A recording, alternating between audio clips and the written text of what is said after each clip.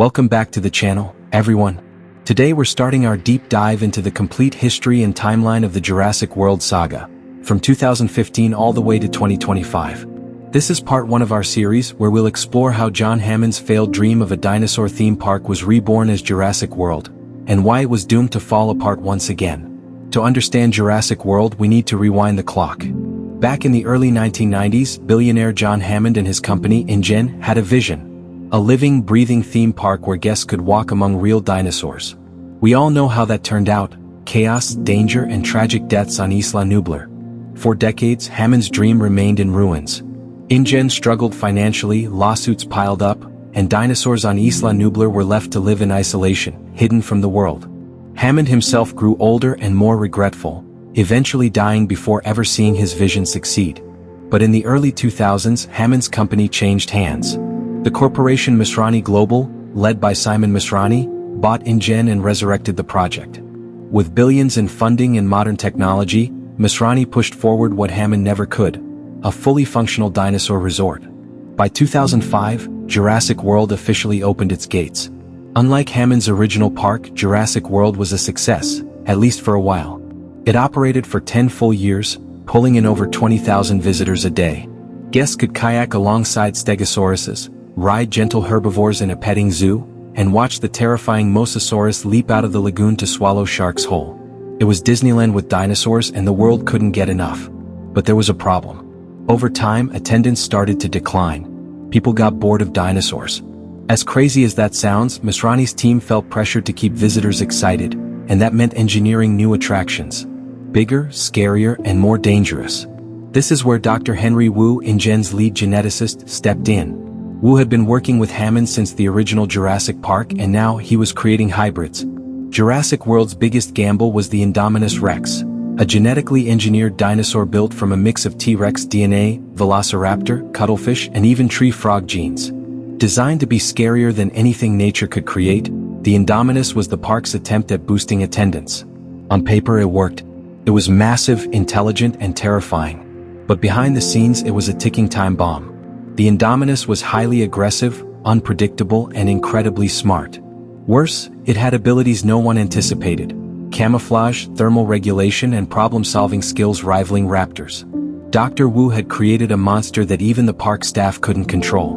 At the heart of this story are two key characters: Owen Grady, a former Navy man turned raptor trainer, and Claire Deering, the park's operations manager.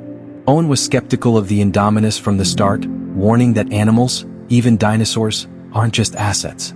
Claire, on the other hand, was focused on the park's bottom line and keeping investors happy. Meanwhile, military contractor Vic Hoskins had his own agenda.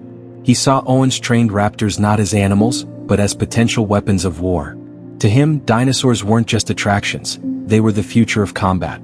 This clash of philosophies, science versus profit, compassion versus control, set the stage for the chaos that was about to unfold. In 2015, just as the Indominus was being readied for public display, disaster struck. The creature outsmarted its handlers, tricked them into opening the enclosure, and broke free. From that moment, Isla Nublar spiraled into chaos. Thousands of tourists and staff were trapped on the island as the Indominus rampaged across the park, killing for sport. Owen and Claire scrambled to protect Claire's nephews, Zach and Gray, who were caught in the middle of the disaster.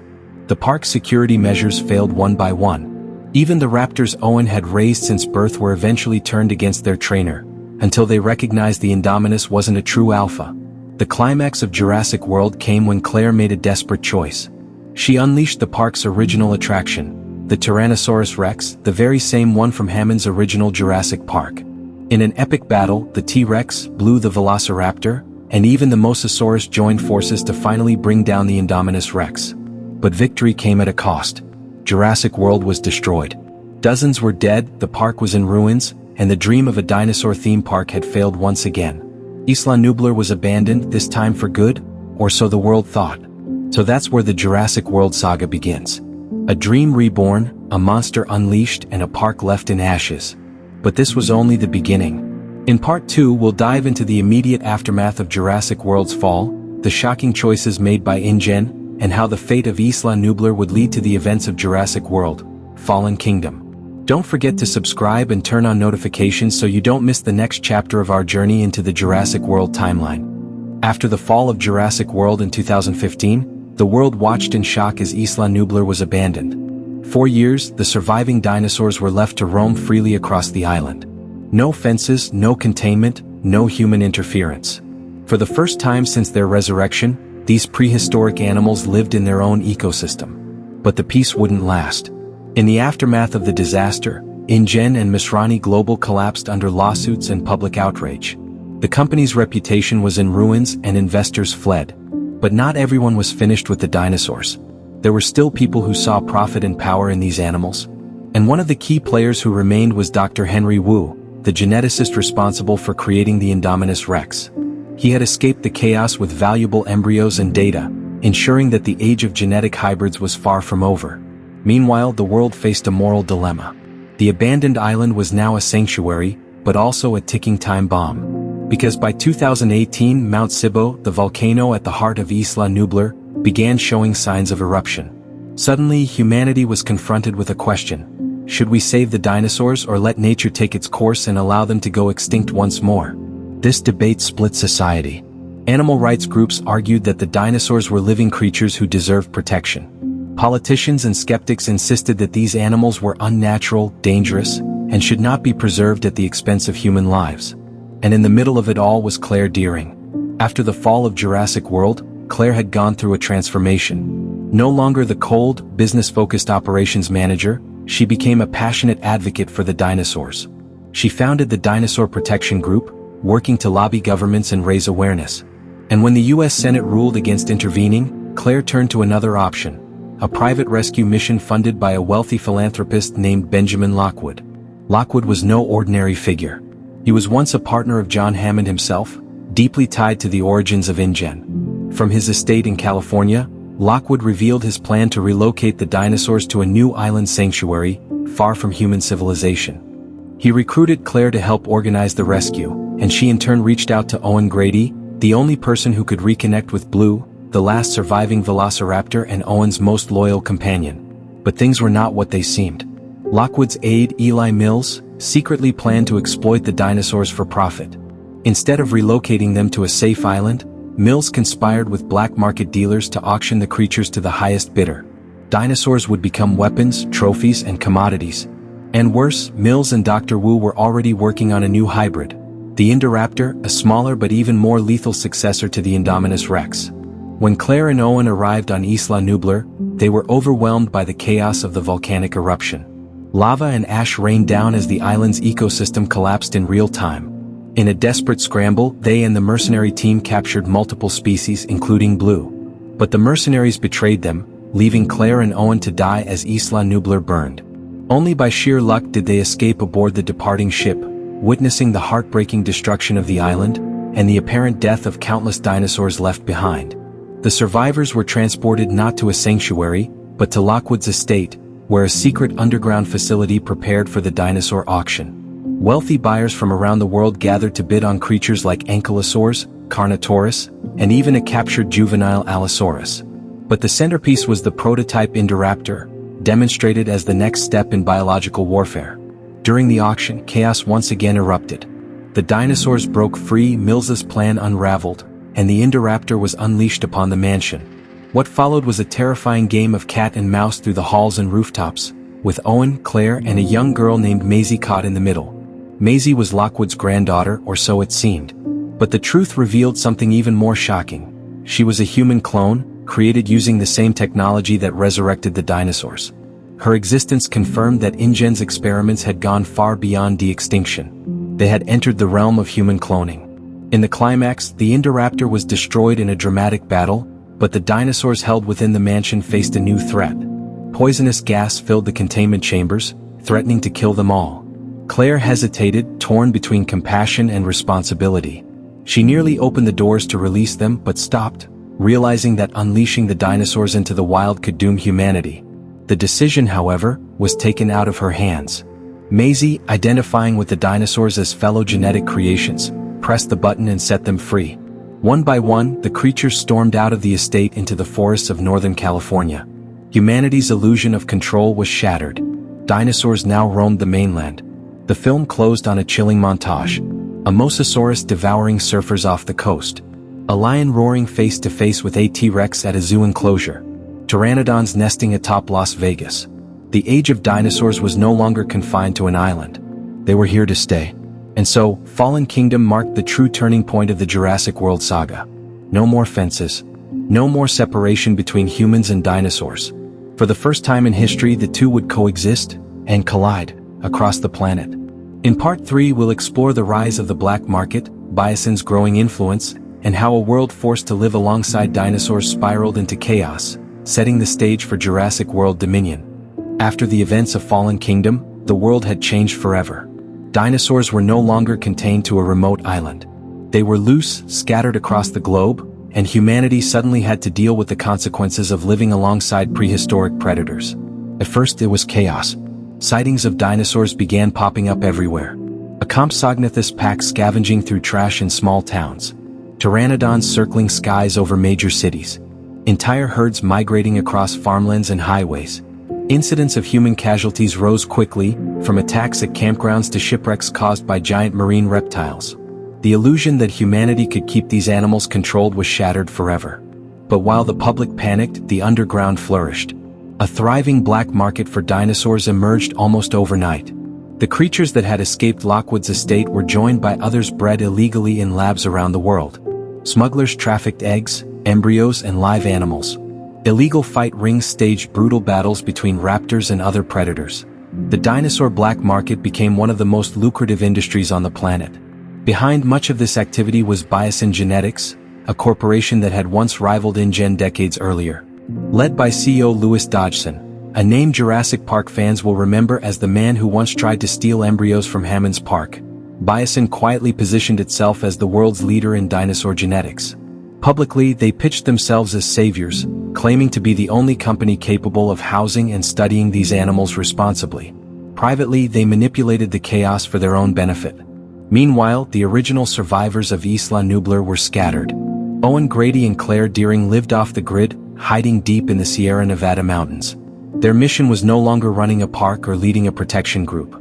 Instead, their focus was raising and protecting Maisie Lockwood, the clone girl whose identity had become a tightly kept secret. The world didn't know she existed, and Owen and Claire intended to keep it that way. But Maisie, now a teenager, struggled with the truth of who she was. A genetic copy of her mother, created through the same science that birthed the dinosaurs. Elsewhere, Blue, the last surviving velociraptor, had not only adapted to life in the wild but had also reproduced asexually. She raised an offspring named Beta, proving that even without male DNA, these creatures could survive and multiply on their own. This discovery would later prove crucial, because Beta represented not only a breakthrough in genetics but also the future of how dinosaurs might spread unchecked across the planet. At the same time, the world faced an entirely new crisis that went beyond dinosaurs escaping into human environments. A plague of genetically engineered locusts began devastating crops across America and beyond. These insects were enormous, resistant to pesticides, and seemed unstoppable. The twist, however, was that they didn't attack fields planted with Biosyn-engineered seeds. This meant one thing. Biosyn had designed the locusts to create global food shortages, ensuring that only their products could survive. It was corporate greed on a catastrophic scale. While Owen and Claire's story revolved around protecting Maisie and Beta, another storyline unfolded thousands of miles away. Dr. Ellie Sattler, paleobotanist and veteran of Jurassic Park, uncovered the locust crisis and realized it was tied directly to Biosyn. She reconnected with Alan Grant, now living a quiet life as an archaeologist, and together they sought help from Ian Malcolm, who just so happened to be working with Biosyn as a guest lecturer. The stage was set for the original Jurassic Park trio to reunite, investigating the conspiracy from the inside. The two storylines, Owen and Claire on one side, the legacy characters on the other, would eventually converge at Biosyn's massive new headquarters, hidden within the Dolomite Mountains of Italy.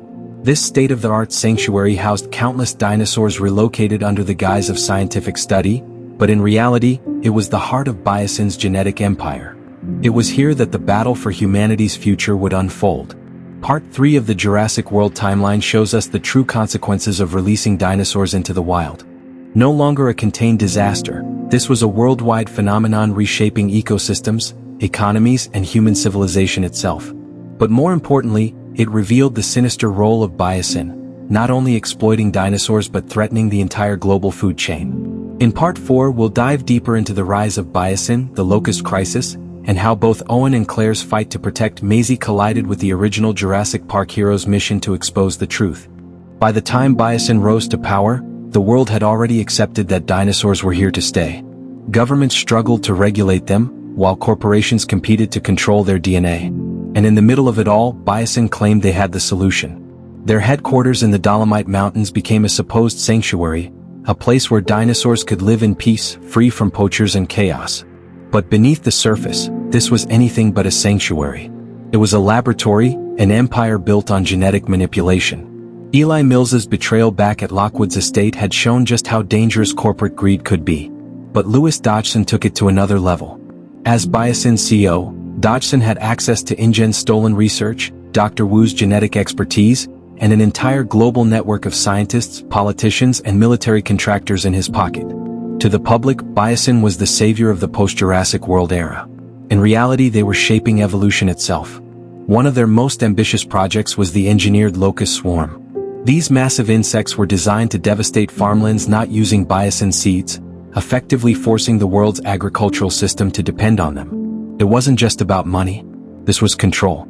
Food, resources, and survival would all be tied to one company. Dr. Ellie Sattler saw this crisis firsthand when she investigated fields reduced to wastelands. The locusts burned through crops like wildfire, leaving nothing behind. And when she examined their DNA, she realized the horrifying truth. They carried traces of prehistoric genes. To uncover the truth, Ellie reached out to Alan Grant. 4 years, Grant had avoided the chaos of Jurassic Park and Jurassic World, retreating back to fossils and lectures. But Ellie's discovery pulled him back into the fight. Together, they reconnected with Ian Malcolm, who was already working inside Biosyn's headquarters as a lecturer. On the surface, Malcolm appeared to be cooperating, but in reality he was leaking information to expose Biosyn's corruption. Meanwhile, far away in the Sierra Nevada mountains, Owen and Claire had their own battle.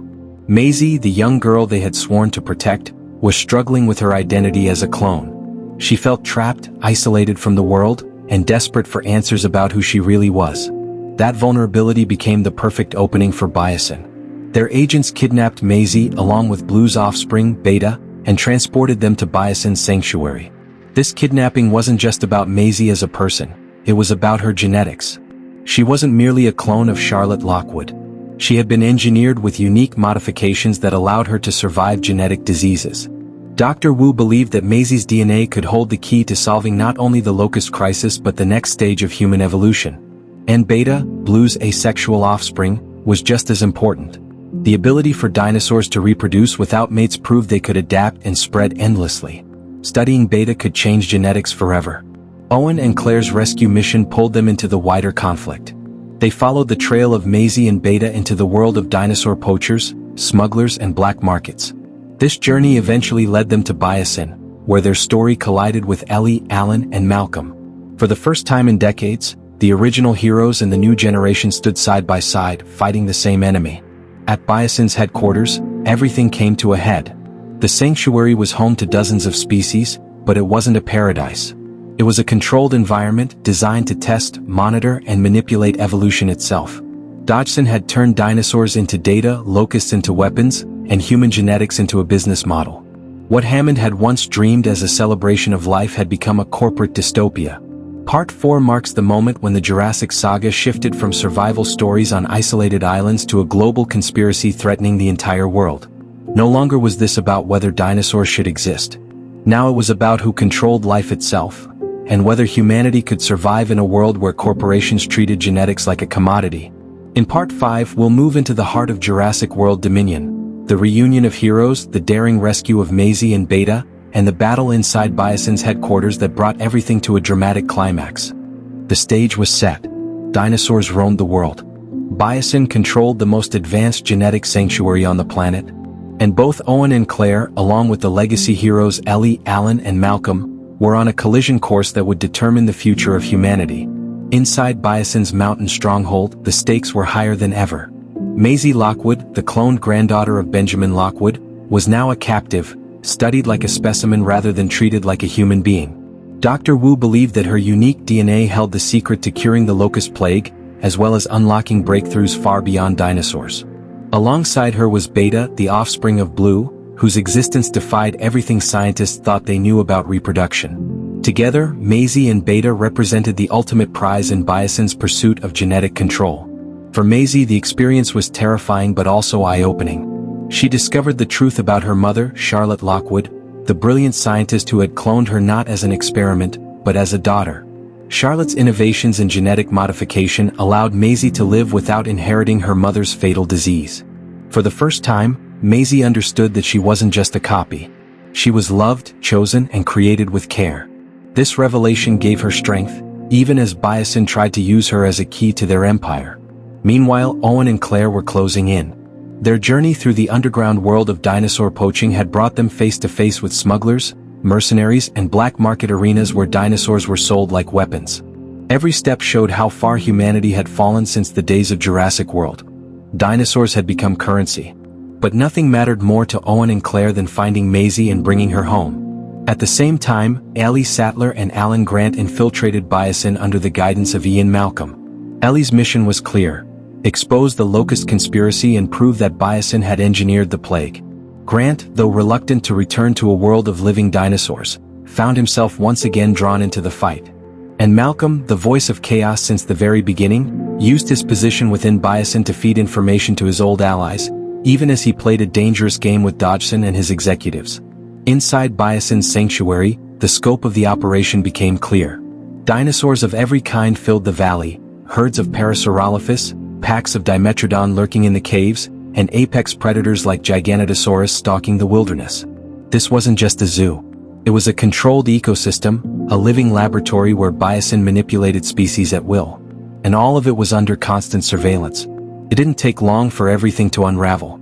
Ellie and Grant uncovered the truth about the locusts, smuggling out DNA evidence that tied the swarm directly to Biosyn. Owen and Claire infiltrated the facility to rescue Maisie, their paths colliding with the legacy heroes in the middle of the chaos. And when Dodgson realized his empire was crumbling, he triggered desperate failsafes that only made the situation worse. The sanctuary became a battlefield. Fire raged across the valley, swarms of giant locusts spread destruction, and predators were unleashed in the chaos. The Giganotosaurus, larger and more powerful than even the Tyrannosaurus, stalked the humans as they fought to escape. What was once a symbol of Biosyn's control turned into proof that nature could never truly be contained. For the first time in the franchise, the old and the new heroes stood together. Owen and Claire fought side by side with Alan, Ellie, and Malcolm, each bringing their own strengths to the table. Decades of history converged in a single desperate mission: survive Biosyn, save Maisie and Beta, and stop Dodgson's grip on the future of life. Part 5 represents the true convergence of the Jurassic World saga. No longer were the stories separate threads of past and present. Dominion brought them together, proving that everything since John Hammond's dream of Jurassic Park had led to this moment. The dinosaurs were here to stay, the corporations were exposed, and humanity was forced to face what it had unleashed. In Part 6, we'll dive deeper into the legacy characters' return, exploring how Alan, Ellie, and Malcolm finally closed the circle on a story that began back in 1993, and how their reunion with the new heroes shaped the climax of Dominion. When the world of Jurassic World finally collided with the legacy of Jurassic Park, it wasn't just a crossover, it was the closing of a circle. Alan Grant, Ellie Sattler, and Ian Malcolm, the survivors of Hammond's original vision, found themselves once again in the middle of chaos, standing shoulder to shoulder with Owen Grady and Claire Dearing, the survivors of Jurassic World's collapse. For the first time, the old and the new were united, brought together by the same fight: survival, truth, and the future of life on Earth. Ellie Sattler had been the first to recognize the threat of the locust plague. She knew the insects weren't natural, and her instincts proved right. Bringing Alan back into the fray was more than nostalgia, it was necessity. Together, they carried the same bond forged decades earlier, and their trust in one another made them the perfect team to infiltrate Biosyn's labs. Alan, who had once sworn never to deal with dinosaurs again, reluctantly agreed. He knew that ignoring the problem would only mean repeating the past. Ian Malcolm, as always, was the voice of chaos. He had been working with Biosyn as a lecturer, appearing to play along with Dodgson's empire, but deep down, Malcolm never trusted them. Using his position, he fed Ellie and Alan information from the inside, becoming the unlikely key to cracking the conspiracy. his sarcastic wit masked genuine concern. He had warned humanity for decades that life finds a way, and once again, his warnings were proven right. Meanwhile, Owen and Claire's mission to rescue Maisie intertwined with the legacy hero's quest. For Claire, this was personal redemption. She had once managed Jurassic World as a business, blind to the consequences. Now she risked everything to protect a single child and undo the mistakes of her past. Owen, always the protector, was driven by loyalty, to Maisie, to Blue, and to the idea that dinosaurs deserved respect, not exploitation. The convergence of these two groups created one of the most powerful dynamics in the entire franchise.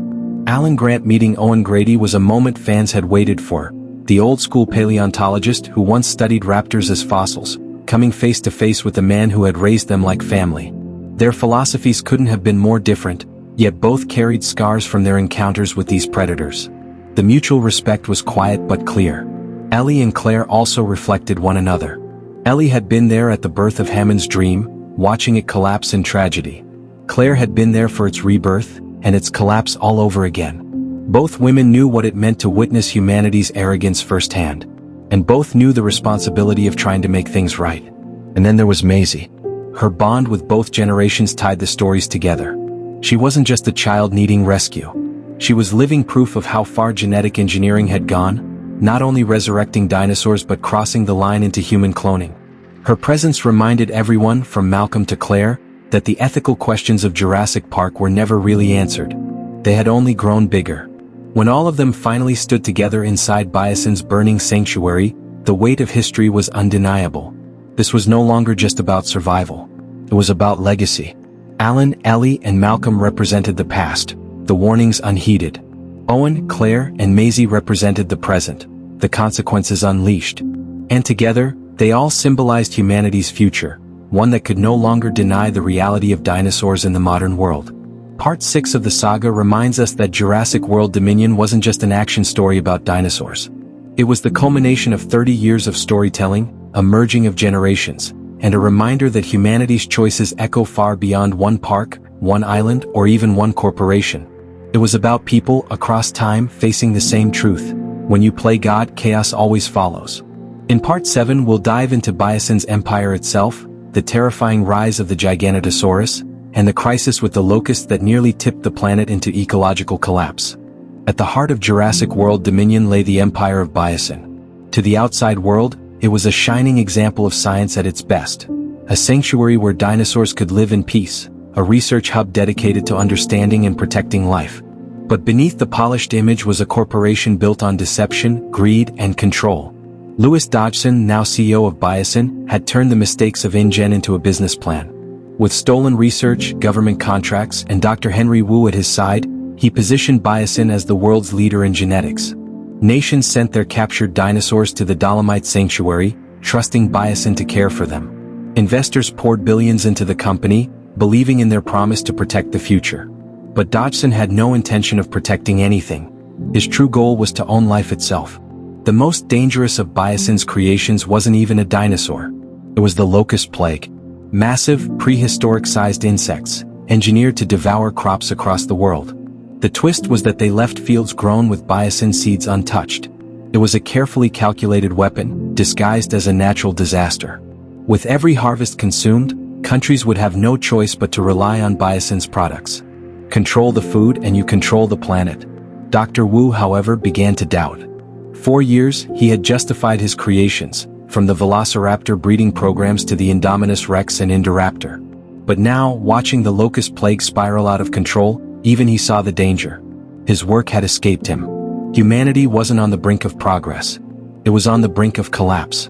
While Wu wrestled with guilt, Dodgson pressed forward. He ruled his empire with arrogance, believing Biosyn untouchable. Inside the sanctuary, dinosaurs of every kind roamed freely, tracked and studied with implanted chips. It was meant to look like paradise, but in reality, every animal was monitored, controlled, and treated as property. Among the predators inside this so-called sanctuary was a new apex giant, the Giganotosaurus. Larger than even the Tyrannosaurus rex, the Giga was a symbol of Biosyn's power, a living reminder that they controlled the deadliest creatures in history. But in truth, the Giganotosaurus was uncontrollable. Its presence in the valley was less about science and more about intimidation, a monster lurking in the shadows of the sanctuary, waiting for the right moment to remind everyone that nature doesn't play by corporate rules. When Ellie Sattler, Alan Grant, and Ian Malcolm uncovered proof that Biosyn had engineered the locusts, the illusion of safety collapsed. Dodgson tried to cover his tracks, even attempting to destroy the evidence by burning the locusts alive. But in true Jurassic fashion, this reckless act backfired. The burning swarm escaped, igniting the forest and setting the entire valley ablaze. In seconds, Biosyn's pristine sanctuary turned into a death trap. Now, humans and dinosaurs alike were caught in chaos. Fire spread through the valley, predators panicked, and the sanctuary's control systems failed. Owen, Claire, Maisie, Ellie, Alan, and Malcolm were forced to navigate the collapsing facility while dodging not only the flames, but the creatures freed by the disaster. And at the center of the danger was the Giganotosaurus, the largest carnivore the series had ever unleashed. The confrontation with the Giga became one of Dominion's most defining moments. Facing off against the T-Rex, the same Rexy that had survived since the days of Hammond's original park, the battle symbolized more than survival. It was a clash of titans, nature's most iconic predator against its oversized challenger. And when Rexy, with the help of a Therizinosaurus, finally brought down the Giga, it was more than a victory. It was a reminder that despite all of humanity's interference, the natural order still found balance. Biosyn's empire, built on arrogance, was consumed by the very chaos it thought it could control. Dodgson himself met his end in the same way Nedry had decades earlier, trapped, betrayed by his own hubris, and killed by the very creatures his company exploited. History had come full circle. Part 7 highlights the heart of Dominion's conflict. Not just dinosaurs running wild, but humanity's attempts to weaponize and monopolize life itself. Biosyn thought it could dictate evolution, but nature, as always, proved unpredictable. In Part 8, we'll cover the final act, the rescue of Maisie and Beta, the downfall of Biosyn, and how the saga concluded with humanity forced to coexist with dinosaurs once and for all. As Biosyn's sanctuary burned and chaos consumed the valley, the story of Jurassic Park and Jurassic World reached its final act. What began decades earlier with John Hammond's dream of wonder and profit had spiraled into a global crisis. Now the survivors, old and new, stood together in a desperate fight to make it out alive. For Owen and Claire, the mission was simple: save Maisie and reunite her with Blue's baby, Beta. For Alan, Ellie, and Ian, the mission was to escape with proof of Biosyn's crimes and expose the truth. For Dr. Henry Wu, redemption hung in the balance. And for humanity as a whole, the question remained: could mankind coexist with the creatures it had unleashed? Inside the crumbling facility, the group raced through collapsing systems, smoke-filled corridors, and dinosaurs driven into panic by the spreading fire. Owen proved once again why he had earned Blue's trust, tracking Beta with precision and refusing to leave without her. Claire, who had once been obsessed with attendance numbers and quarterly profits, risked her life without hesitation, showing how far she had come since the fall of Jurassic World. And Maisie, no longer just a child to be protected, showed courage and resolve, embracing the truth of who she was, not a mistake but a miracle. The reunion of Maisie with Beta was one of the story's quiet triumphs. It was more than a rescue, it was a symbol of family loyalty and the bond that transcended species. Blue and Beta disappeared back into the wild, leaving Owen and Maisie behind, but the message was clear. These creatures didn't belong in cages or labs. They belonged to the world. Meanwhile, Dodgson's empire collapsed around him. In a final echo of history, he met his end at the claws of Dilophosaurs, the same species that had killed Dennis Nedry 30 years earlier when he tried to steal InGen's embryos. It was poetic justice, a reminder that greed and arrogance would always be punished in this world of dinosaurs. The survivors escaped aboard Biosyn's evacuation system, a rare moment where heroes from two generations stood side by side. Alan Grant and Ellie Sattler, finally rekindling the bond that had always existed between them, walked away from the disaster hand in hand. Ian Malcolm, ever the cynic, once again lived to say, "I told you so." And Owen, Claire, and Maisie emerged as a family, scarred but whole. Dr. Henry Wu, the man who had engineered so many of the franchise's disasters, finally found a measure of redemption. Using Maisie's genetic code and what he had learned from Charlotte Lockwood, he engineered a solution to stop the locust plague. For the first time, Wu's work gave life instead of taking it away. It didn't erase his sins, but it showed that even those who create chaos can choose to make things right. In the aftermath, the world was forced to accept a new reality. Dinosaurs were no longer contained on islands, no longer hidden in labs, no longer attractions in a theme park. They were part of Earth's ecosystem. Pteranodons shared the skies with birds. Triceratops herds roamed alongside elephants. Mosasaurus hunted whales in the open sea. Humanity had lost the illusion of control forever. But perhaps that was the point. The saga that began with Hammond's dream of playing God ended with a reminder that life cannot be owned, fenced in, or monetized. Dinosaurs were not monsters, not weapons, not assets. They were animals. Living creatures that deserved respect and a place in the world. Humanity's challenge was not to dominate them, but to live with them. The closing words of Dominion reflected the theme that had echoed since Ian Malcolm first said it 30 years earlier. Life finds a way. What began as a cautionary tale about greed, science, and chaos ended as a story of coexistence. The age of the Jurassic World had truly begun, not as a park but as a planet. And so, the Jurassic saga came full circle. From John Hammond's hopeful vision to InGen's collapse to Masrani's park to Biosyn's corruption, the same lesson repeated. When humans try to control life, chaos follows. But when humans learn to live with life, even when it's wild, dangerous, and unpredictable, there's hope for the future. That is the legacy of Jurassic World. Not a dream of profit, not an empire of control, but the reminder that this world has never belonged to us alone. We share it, and we always will. When Jurassic World Dominion hit theaters in 2022, it marked the end of the saga as fans knew it. But not long after, an extended edition was released, adding 14 extra minutes of footage. And while that may not sound like much, those minutes added depth, expanded character arcs, and even gave us a better sense of what life in this new Jurassic age really looked like. The extended edition opened with a prologue that audiences had only glimpsed in marketing material before. It showed dinosaurs in their natural world 65 million years ago. For the first time, we saw feathered dinosaurs, a more accurate representation of how many species truly looked. The sequence depicted the Giganotosaurus killing a Tyrannosaurus rex, a fight that echoed through time and set up the rivalry that would play out millions of years later in Biosyn's sanctuary. It was cinematic poetry, the ancient battle of giants replayed in the modern day. The prologue then cut to the present, showing the Mosasaurus attacking a fishing boat. This wasn't just spectacle. It set the tone for Dominion as a story not about a theme park, but about a world learning to live alongside predators too big to ignore. Humanity's illusion of control was gone, and the extended edition made that point stronger than ever. Throughout the film, added moments gave us a closer look at daily life in a world filled with dinosaurs. Black market scenes ran longer, showing the cruelty of smuggling operations and the danger of illegal breeding programs. Claire's compassion was emphasized in new shots, particularly as she tried to save captive dinosaurs that were suffering. Owen's bond with Beta also felt more fleshed out, as subtle additions built on his determination to reunite the young raptor with Blue. Even legacy characters benefited from the extended edition. Alan Grant had moments that reinforced his long-standing skepticism of genetic meddling. Ellie Sattler's drive to uncover the locust conspiracy felt sharper and more personal. And Ian Malcolm, well, his dialogue was extended in just the right way, giving us more of his trademark sarcasm and philosophical warnings. The action also flowed more naturally with these additions. Longer dinosaur chases, extra beats of tension, and a better rhythm to the sanctuary's collapse all made the extended edition feel closer to what director Colin Trevorrow had envisioned.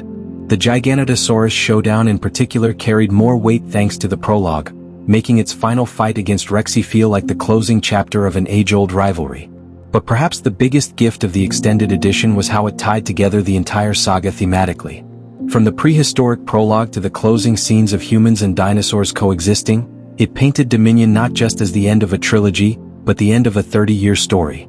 Hammond's dream, Malcolm's warnings, Grant and Sattler's discoveries, Claire and Owen's growth, Maisie's identity and Wu's redemption, all of it came together more cleanly with those added moments. In short, the extended edition wasn't just longer. It was better. It gave fans more of what they loved, deepened the message, and reminded us why Jurassic still holds such a powerful place in pop culture. In Part 10, we'll look to the future, where the franchise might go after 2025, what stories are left to tell, and why dinosaurs will always find a way back onto the big screen. The story of Jurassic Park and Jurassic World may have concluded with Dominion, but if there's one lesson this franchise has taught us, it's that life and stories find a way. The dinosaurs aren't going anywhere, and neither is our fascination with them. So where does the Jurassic saga go from here? First, let's talk about the obvious. Universal Pictures is not going to let one of its biggest franchises stay extinct. Jurassic World alone grossed over $1 billion in 2015, and Dominion pulled audiences back into theaters even after nearly 30 years of dinosaur films.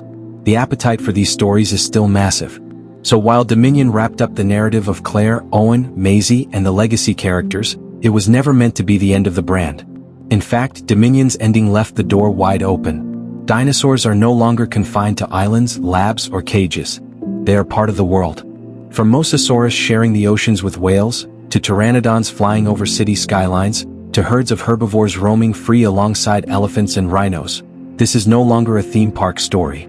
It's a global one. That shift in setting changes everything. Future stories could explore how governments, corporations, and ordinary people adapt to this new reality.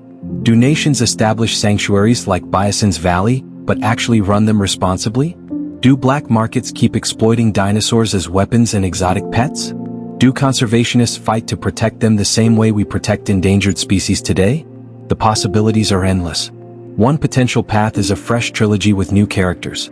Dominion wrapped up the arcs of the original and Jurassic World casts, so a future story could introduce a new generation. Scientists, adventurers, or even children who have grown up in a world where dinosaurs are normal.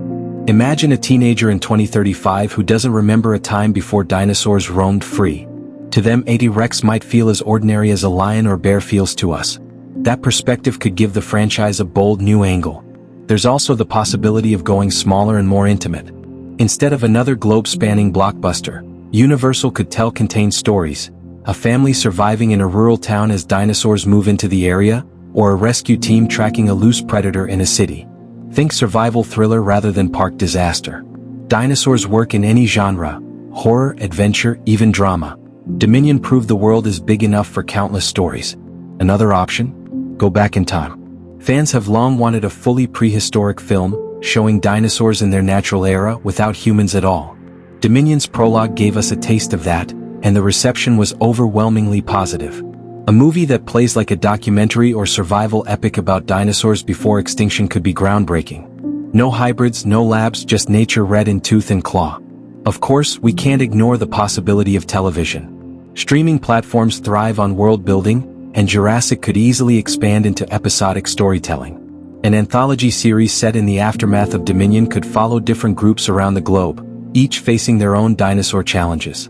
Think of it as a Jurassic World expanded universe, with room to experiment and explore ideas the films don't have time for. But maybe the most exciting possibility is something that takes the themes of Jurassic Park to the next level. Every film so far has warned us about greed, control, and arrogance in the face of nature. But what if a future story showed humanity finally learning, finally respecting dinosaurs not as monsters, but as equals? That doesn't mean peace. Dinosaurs will always be dangerous. But it does mean balance. A world not of humans versus dinosaurs, but humans with dinosaurs. Whatever the path forward, one thing is certain. Dinosaurs will never lose their grip on our imagination. Since the very first movie in 1993, audiences have been captivated by the sight of a brachiosaurus stretching its neck into the sky, a velociraptor stalking in the shadows, a T-Rex roaring against lightning. That magic isn't going away. So maybe Dominion closed the book on one era of the franchise. But the next era is already stirring. Somewhere out there, Universal and its creators are dreaming up the next story, a story that will once again remind us that we can resurrect the past, but we can never control it. The future of Jurassic isn't about parks or profits. It's about possibilities. Dinosaurs are here to stay, both in their world and in ours. Life will always find a way.